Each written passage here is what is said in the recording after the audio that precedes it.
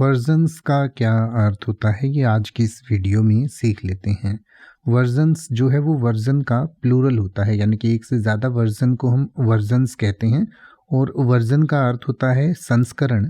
संस्करण का मतलब होता है कि मान लीजिए कोई किताब है, उसे पहली बार प्रिंट किया गया और फिर उसके बाद कुछ समय बाद उसमें थोड़े कुछ बदलाव किए गए और फिर दोबारा से उसको जब हम प्रिंट करते हैं या उसका दोबारा से जो प्रिंट आता है उसको दूसरा संस्करण कहते हैं।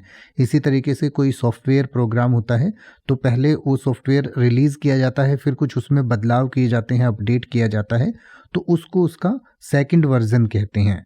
तो इस तरीके से इस वर्जन को हम हिंदी में संस्करण कह सकते हैं। इसके अलावा इसका अर्थ होता है अनुवाद, भाषांतर। अनुवाद या भाषांतर का मतलब कि किसी एक भाषा से दूसरी भाषा में किसी चीज़ को अनुवाद करना या बदलना।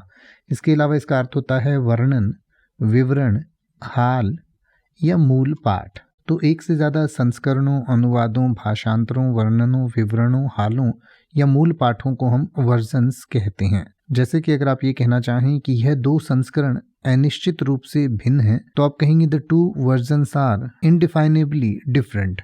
The two versions are indefinably different. या अगर आप ये कहना चाहें कि यह पाठ पिछले संस्करणों से भिन्न होता है या अलग होता है, तो आप कहेंगे the text varies from the earlier versions. The text varies from the earlier versions.